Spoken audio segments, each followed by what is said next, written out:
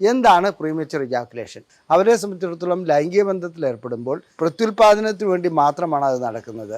അഥവാ ശുക്ലം യോനിക്കുള്ളിലേക്ക് കടത്തുക എന്നുള്ള ഒരൊറ്റ ധർമ്മം മാത്രമേ ഉള്ളൂ. അവിടെ സമയത്തിൻ്റെ പ്രശ്നം ഉടലെടുക്കുന്നില്ല. അതായത് പ്രത്യുൽപാദനത്തിന് വേണ്ടി മനുഷ്യർ ലൈംഗിക ബന്ധത്തിൽ ഏർപ്പെടുന്നില്ല എന്നല്ല ഇതിൻ്റെ അർത്ഥം. എന്നിരുന്നാലും ആനന്ദത്തിന് വേണ്ടിയാണ് മനുഷ്യനെ സംബന്ധിച്ചിടത്തോളം ലൈംഗിക ബന്ധം നിലനിൽക്കുന്നത്. ഞാൻ ഡോക്ടർ അജയൻ വർഗീസ്, കുന്നമംഗലം പന്തീർപ്പാടത്തുള്ള institute of sexual and reproductive medicine എന്ന സ്ഥാപനത്തിൻ്റെ ഡയറക്ടറാണ്. ISRMലേക്ക് സ്വാഗതം. ഇന്ന് ഞാൻ ചർച്ച ചെയ്യാൻ പോകുന്ന വിഷയം ശീഘ്രസ്ഖലനം അഥവാ പ്രീമച്വർ ഇജാക്കുലേഷൻ എന്ന അവസ്ഥയാണ്. എന്താണ് പ്രീമച്വർ ഇജാക്കുലേഷൻ? അത് നമുക്ക് വിശദമായി പഠിക്കുകയാണെങ്കിൽ, അതായത് മനുഷ്യൻ്റെ മാത്രം പ്രശ്നമാണ് അത്. മറ്റ് ജന്തുക്കളിൽ പ്രീമച്വർ ഇജാക്കുലേഷൻ എന്നൊരവസ്ഥയില്ല. അവരെ സംബന്ധിച്ചിടത്തോളം ലൈംഗിക ബന്ധത്തിൽ ഏർപ്പെടുമ്പോൾ പ്രത്യുൽപാദനത്തിന് വേണ്ടി മാത്രമാണ് അത് നടക്കുന്നത്.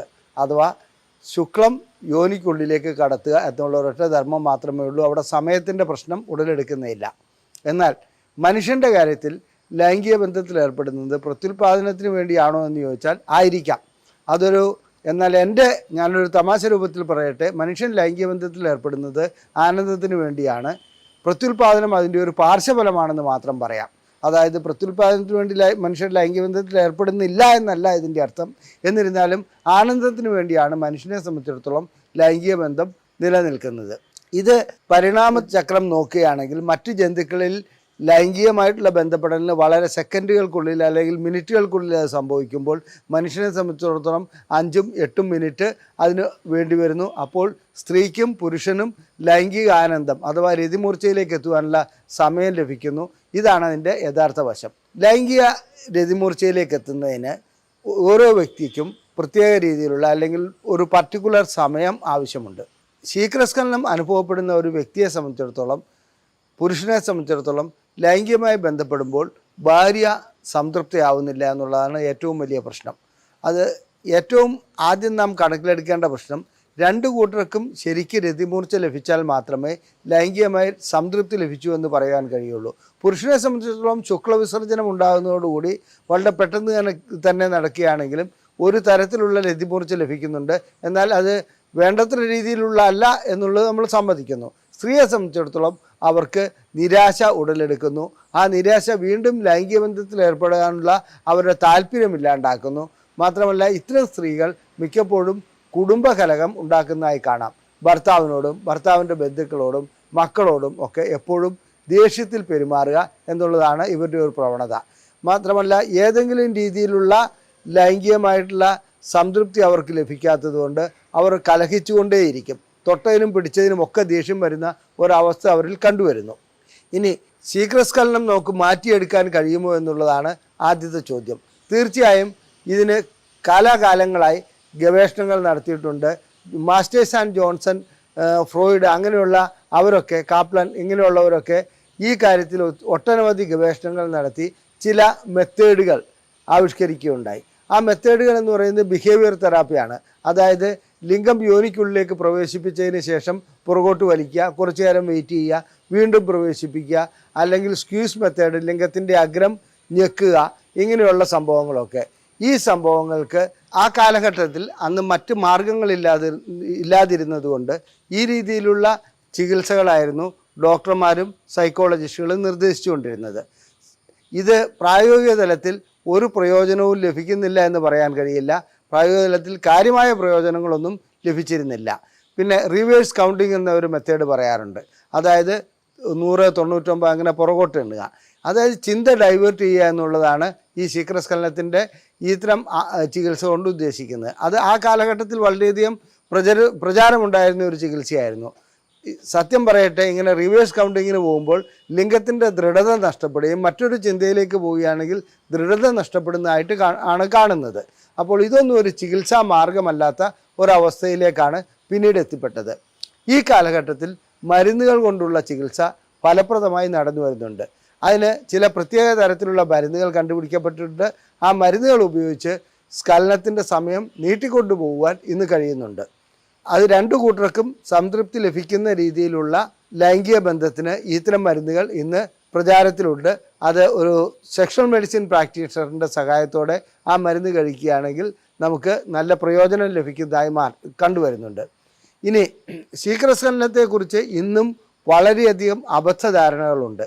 ഇത് ആദ്യമായി ഇതിനെക്കുറിച്ച് പറയേണ്ടത്, ലൈംഗിക ബന്ധത്തിൽ ഏർപ്പെടുമ്പോൾ വളരെ പെട്ടെന്ന്, അതായത് സ്ഖലനം സംഭവിക്കുന്നതിൻ്റെ ഒരു കാരണമായി പറയപ്പെടുന്നത് ആദ്യമായി ലൈംഗിക ബന്ധത്തിൽ ഏർപ്പെട്ടപ്പോൾ ഭയപ്പാടോടുകൂടി ലൈംഗിക ബന്ധത്തിൽ ഏർപ്പെട്ടത് കൊണ്ടായിരിക്കാമെന്നുള്ളതാണ്.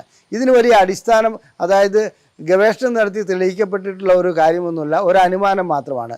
ഇതൊന്നും അതിൻ്റെ ഘടകമേ അല്ല. ശരിക്കും ഓരോരുത്തരുടെ ന്യൂറോണൽ സ്റ്റാറ്റസ് ആണ് ശരിക്കും അതിൻ്റെ കാരണമെന്നുള്ളതാണ് എൻ്റെ ഒരു വിലയിരുത്തൽ. ഇനി അടുത്തതായി പറയപ്പെടുന്നത് എന്താണെന്ന് വെച്ചിട്ടുണ്ടെങ്കിൽ, സ്വയംഭോഗം വളരെയധികം ചെയ്യുകയാണെങ്കിൽ ശീഘ്രസ്ഖലനം ഉണ്ടാകുന്നു. ഇതിനും ഒരടിസ്ഥാനമില്ല. സ്വയംഭോഗം എത്രത്തോളം ചെയ്താലും ലൈംഗിക ശേഷിക്കുറവോ ലൈംഗികമായിട്ടുള്ള ശീഘ്രസ്ഖലനമോ ഉണ്ടാകാറില്ല. അതും ഒരു തെറ്റിദ്ധാരണയാണ്. വളരെയധികം കാലമായി ഇതിങ്ങനെ പ്രചരിച്ചു വരുന്നുണ്ട്. ഇനി ശീഘ്രസ്ഖലനത്തിനുള്ള ചികിത്സയുടെ കാര്യങ്ങൾ, വാളെടുത്തവനെല്ലാം വെളിച്ചപ്പാടെന്ന രീതിയിൽ വളരെയധികം ചികിത്സകൾ ഇന്ന് നടക്കുന്നുണ്ട്. അതിൽ 8ാം ക്ലാസ് പാസ്സായവനും 10ാം ക്ലാസ് പോലും പാസ്സാകാത്തവരുമൊക്കെ ഇതിന് ഓരോ രീതിയിലുള്ള ചികിത്സകൾ നിർദ്ദേശിക്കാറുണ്ട്. അതിൽ യൂട്യൂബ് വഴിക്കും അതുപോലെ തന്നെ മറ്റ് സോഷ്യൽ മീഡിയ വഴിക്കും ഇത്തരം പ്രചരണങ്ങൾ അഴിച്ചുവിട്ട് അവർ 1 മണിക്കൂർ കൊണ്ടും അല്ലെങ്കിൽ അരമണിക്കൂർ കൊണ്ടും ശീഘ്രസ്ഖലനം ചികിത്സിക്കാമെന്നും ശാശ്വത പരിഹാരമെന്നും ഒക്കെ പ്രസ്താവിച്ച് കാണുന്നുണ്ട്. വാസ്തവം പറഞ്ഞാൽ ഇതൊന്നും നടക്കുന്ന കാര്യമല്ല. അത്തരം ചികിത്സകൾ കൊണ്ടൊന്നും ഒരു പ്രയോജനവും ആർക്കും ലഭിച്ചതായി കാണപ്പെടുന്നില്ല. ഇനി ശീഘ്രസ്ഖലനത്തിന് മറ്റൊരു തലം കൂടിയുണ്ട്. അതായത് ഇത്തരം ചികിത്സകളിൽ ചെന്ന് പെടുന്നവർ ജാള്യത കൊണ്ട് ഇത് പുറത്തു പറയാൻ മടിക്കുകയില്ല. ഒരു ഉയർന്ന പോലീസ് ഉദ്യോഗസ്ഥൻ ഇത്തരമൊരു തട്ടിപ്പ് ചികിത്സയിൽ ചെന്ന് പെടുകയും ശീഘ്രസ്ഖലനം മാറാതെ ഞങ്ങളുടെ അടുക്കൽ ചികിത്സയ്ക്ക് വരികയുണ്ടായി. അദ്ദേഹത്തെ സംബന്ധിച്ചിടത്തോളം അന്ന് ആണ് ഇതിന് പരിശോധനകളുണ്ട്, രക്തം പരിശോധിക്കേണ്ടതുണ്ട്, ഹോർമോണിൻ്റെ പരിശോധനയുണ്ട്, ന്യൂറോണലായിട്ടുള്ള മറ്റ് കാര്യങ്ങൾ നോക്കേണ്ടതുണ്ട്, ബയോതെസ്മിയോമെട്രി ചെയ്യേണ്ടതുണ്ട് എന്നുള്ള കാര്യം ഈ ഓഫീസർ അറിയുന്നത്. അദ്ദേഹം എല്ലാ പരിശോധനകളും നടത്തി അദ്ദേഹത്തിൻ്റെ കാരണങ്ങൾ എന്താണെന്ന് കണ്ടുപിടിച്ച് അതിനുള്ള ചികിത്സകളിലേക്ക് വന്നപ്പോൾ നല്ല രീതിയിലുള്ള പ്രയോജനം അദ്ദേഹത്തിന് ലഭിക്കുകയുണ്ടായി. ഇനി ശീഘ്രസ്ഖലനം പുരുഷൻ്റെ മാത്രം പ്രശ്നമാണോ എന്നുള്ളത് നമുക്കൊന്ന് പരിശോധിക്കാം. മറ്റൊരു തരത്തിലുള്ള ശീഘ്രസ്ഖലനമുണ്ട്. അതിലെന്താണ് പ്രശ്നമെന്ന് വെച്ചാൽ, സ്ത്രീയാണ് അതിനകത്ത് ശീഘ്രസ്ഖലനത്തിൻ്റെ കാരണക്കാരിയായി മാറുന്നത്. അതെങ്ങനെയാണെന്ന് നോക്കാം. പുരുഷനെ സംബന്ധിച്ചിടത്തോളം ഒരു 7 മിനിറ്റിൽ കൂടുതൽ ലഭിക്കുന്നുണ്ടെങ്കിൽ, ആവറേജ് ലഭിക്കേണ്ട സമയം 3 മിനിറ്റ് മുതൽ 7 മിനിറ്റ് വരെയാണ്. അതിൽ കൂടുതൽ ലഭിക്കുന്നുണ്ടെങ്കിൽ പുരുഷന് നമ്മൾ ചികിത്സിച്ചുകൊണ്ട് പ്രത്യേകിച്ച് കാരണമില്ല. ചികിത്സിക്കരുത് എന്നല്ല പറയുന്നത്. ചില സ്ത്രീകളെ സംബന്ധിച്ചിടത്തോളം അവർക്ക് ലൈംഗികമായിട്ടുള്ള രതിമൂർച്ച ലഭിക്കണമെങ്കിൽ 10ഉം 15ഉം ചിലർക്ക് അതിലും കൂടുതൽ സമയമെടുക്കാറുണ്ട്.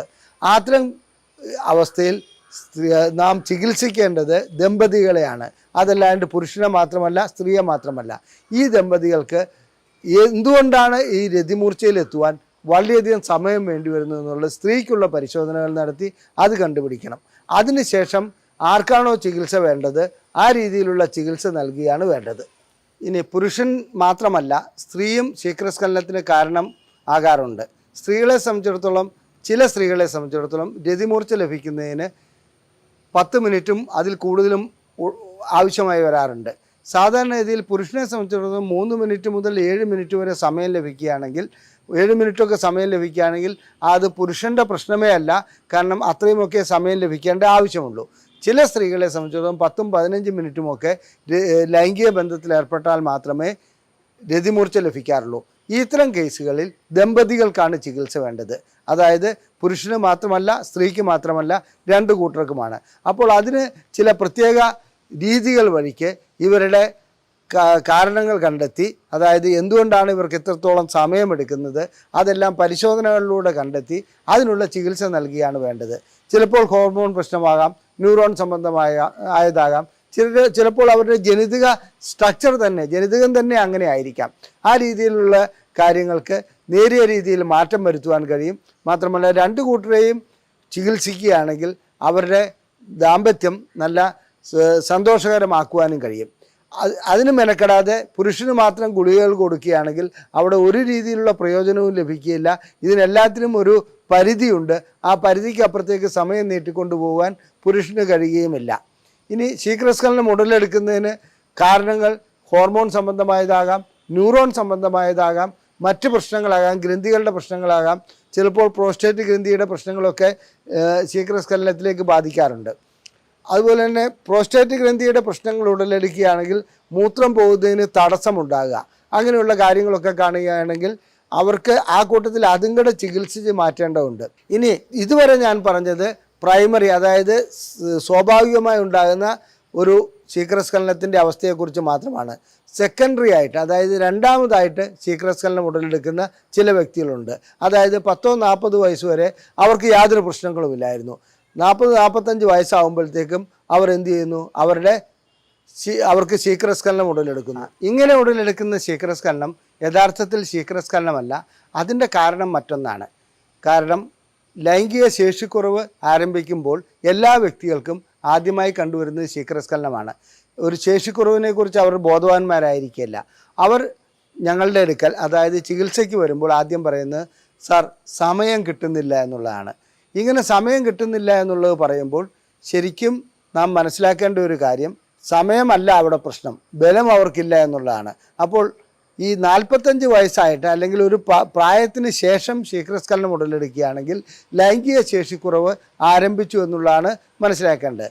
അപ്പോൾ അവരുടെ എല്ലാ പരിശോധനകളും നടത്തണം. പ്രമേഹമുണ്ടോ, ഹൃദ്രോഗമുണ്ടോ, അതുപോലെ തന്നെ ഏതെല്ലാം പരിശോധനകൾ നടത്തി അവരുടെ കാരണം കണ്ടുപിടിക്കുകയാണ് വേണ്ടത്. ലൈംഗിക ശേഷിക്കുറവ് അവർക്ക് അനുഭവപ്പെടുന്നേ ഉണ്ടാവില്ല, അവരുടെ പരാതി അതായിരിക്കില്ല. എന്നാൽ യഥാർത്ഥ കാരണം ലൈംഗിക ശേഷിക്കുറവായിരിക്കും. ഇനി ചിലരുടെ തലച്ചോറിലുണ്ടാകുന്ന ചില പ്രശ്നങ്ങൾ, അത് അർബുദമാകാം, മൾട്ടിപ്പിൾ സ്ക്ലീറോസിസ് ആകാം, അതുപോലെ ഏതെങ്കിലും പ്രശ്നങ്ങളുണ്ടെങ്കിലും ഈ രീതിയിലുള്ള ലൈംഗിക ശേഷിക്കുറവും അത് പ്രസൻറ്റ് ചെയ്യപ്പെടുന്നത്, അതായത് രോഗി ഡോക്ടറെ മുമ്പിൽ അവതരിപ്പിക്കുന്നത് ശീഘ്രസ്ഖലനം എന്ന പേരിലായിരിക്കും. അത്തരം ശീഘ്രസ്ഖലനങ്ങൾക്ക് ഈ നൽകേണ്ട ചികിത്സ മറ്റൊന്നാണ്. അതായത് ശീഘ്രസ്ഖലനത്തിനുള്ള ചികിത്സയല്ല, ലൈംഗിക ശേഷിക്കുറവിനുള്ള ചികിത്സയാണ് നൽകേണ്ടത്. ഇത് പരിശോധനകൾ വഴിക്ക് മനസ്സിലാക്കുവാൻ കഴിയും. ഇന്ന് ബയോതെസ്മിയോമെട്രി എന്നൊരു ടെസ്റ്റുണ്ട്. അതുകൊണ്ട് ന്യൂറോണിൻ്റെ സ്റ്റാറ്റസ് എല്ലാം കണ്ടുപിടിക്കാൻ കഴിയുന്നുണ്ട്. പുഡൻറൽ ബയോതെസ്മിയോമെട്രി ചെയ്യുകയാണെങ്കിൽ, അതായത് ലിംഗത്തിൻ്റെ ബയോതെസ്മിയോമെട്രി ചെയ്യുകയാണെങ്കിൽ ഞരമ്പുകൾ എങ്ങനെയാണ്, അവിടുത്തെ അതിൻ്റെ പ്രവർത്തനം എങ്ങനെയാണ്, ഇതെല്ലാം മനസ്സിലാക്കുവാൻ കഴിയുന്നുണ്ട്. അത് മനസ്സിലാക്കി അതിനനുസരിച്ച് മരുന്നുകൾ നൽകുവാനും കഴിയുന്നു. അതായത് ഒരൊറ്റ ഗുളിക അല്ലെങ്കിൽ ഒറ്റമൂലി കൊണ്ടല്ല ശീഘ്രസ്ഖലനം ചികിത്സിക്കേണ്ടത്. യഥാർത്ഥ കാരണം എന്താണെന്ന് കണ്ടുപിടിക്കുക. ആ കാരണം കണ്ടുപിടിച്ചിട്ട് മറ്റൊരു അസുഖത്തിൻ്റെ പ്രതിഫലനമായിട്ടാണോ ശീഘ്രസ്ഖലനം ഉടലെടുത്തിരിക്കുന്നത്, പ്രത്യേകിച്ചും രണ്ടാമതുണ്ടാകുന്ന ശീഘ്രസ്ഖലനം അങ്ങനെയാണ്.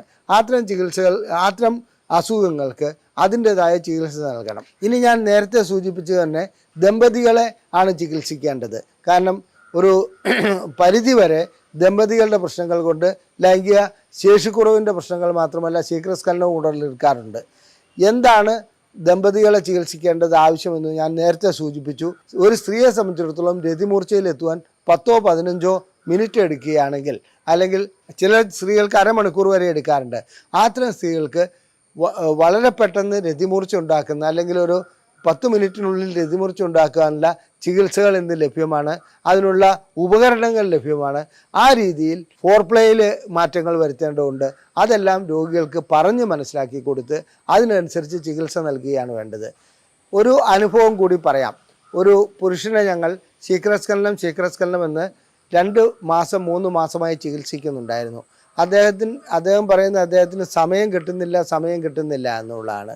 എടുത്തു ചോദിക്കുമ്പോൾ എന്താണെന്ന് വെച്ചിട്ടുണ്ടെങ്കിൽ ഭാര്യയ്ക്ക് ഒരു രീതിയിലുള്ള തൃപ്തിയും കിട്ടുന്നില്ല എന്നാണ് പരാതി പറയുന്നത്. സമയം വ്യക്തമായി പറയുവാൻ അദ്ദേഹത്തിന് കഴിയുന്നില്ലായിരുന്നു. അപ്പോൾ കുറച്ച് കഴിഞ്ഞപ്പോൾ ഞങ്ങൾ അദ്ദേഹത്തിൻ്റെ ഭാര്യയെയും കൂട്ടി വരുവാൻ പറഞ്ഞു. ഭാര്യയെയും കൂട്ടി വന്നപ്പോൾ ഞങ്ങൾ പരിശോധിച്ചതിൽ അവരെ സംബന്ധിച്ചിടത്തോളം അവർക്ക് രതിമൂർച്ച ലഭിക്കുന്നതിന് വളരെയധികം സമയമെടുക്കുന്നുണ്ടായിരുന്നു.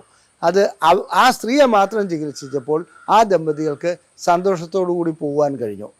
ഞാൻ വ്യക്തമാക്കി പറയട്ടെ, ശീഘ്രസ്ഖലനം ഒരു അസുഖമല്ല, ഒരു അവസ്ഥയാണ്.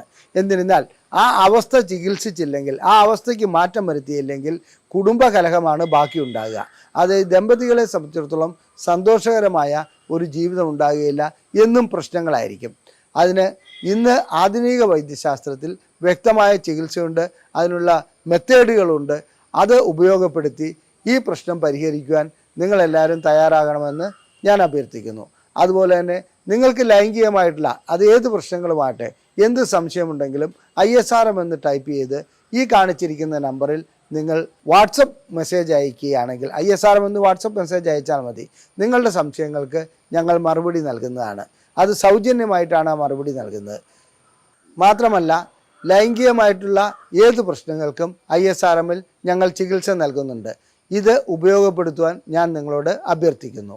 നന്ദി, നമസ്കാരം.